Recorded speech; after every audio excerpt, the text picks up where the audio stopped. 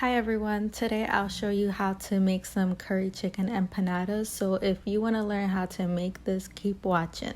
Here I am chopping up some onion leaves, which is also known as scallions. I have about a cup of diced carrots and 2 cups of diced potatoes. And I'm also using a little bit of habanero pepper. You can use as much of habanero pepper as you'd like, depending on how spicy you like your food.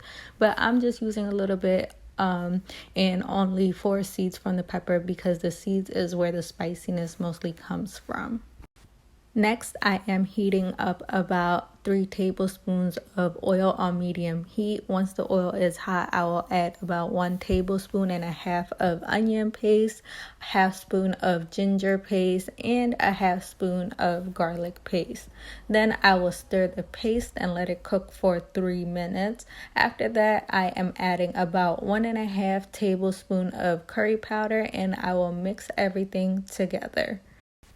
After that, I am going to add my habanero pepper, my carrots, and my potatoes. And of course, I'm just going to mix everything together.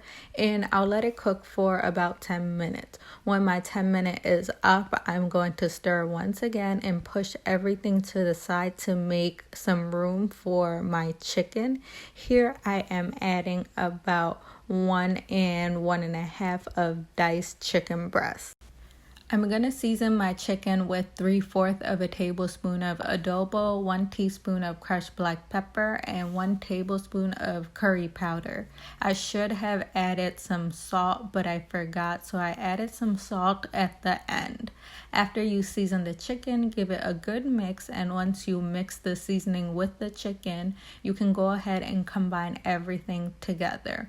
Then cover your pot and let it sit for about 5 minutes. Then after the 5 minutes, uncover your pot and give the chicken another stir, and then add about 1.5 of a cup of hot water and add your scallions and about a tablespoon of lime juice. Give everything another good stir and cover your pot once again and let everything cook for about 4 minutes. After the 4 minutes, uncover your pot and let the chicken cook until the broth dries up. Here is the part that I noticed that I didn't add salt, so I added 1 teaspoon of salt. Anyways, after your chicken is done, set it aside for 30 minutes to about an hour for the chicken to cool down before you start filling it into the empanada disc. If you don't let it cool, the chicken will be too hot and it will make your empanada disc melt. So these are the empanada discs that I like to use. You can get them at Walmart, Acme, ShopRite, and many other grocery stores in their freezer section. Before you use it, you have to thaw it out. The thawing out is the tricky part because you want to make sure it doesn't become too soft because then it will rip really easily. I let my disc sit out on the counter for 30 minutes, but the thawing out time varies.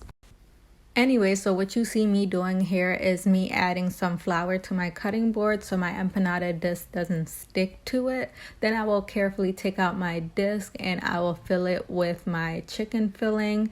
And after I fill it with my desired amount of curry chicken, I will close it like this and I will seal it by using a fork and pressing each side together like this. Once I'm done that, I'm going to set aside my completed empanada and then I will repeat the steps until I fill up all my empanadas.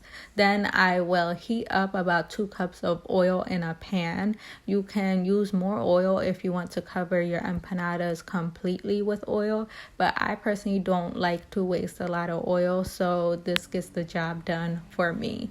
So anyways, after my oil is hot, I will add my empanadas to it and let each side fry for 3 minutes. Once you fry each side for 3 minutes, you can remove it from the pan and repeat the process for the rest of your empanadas.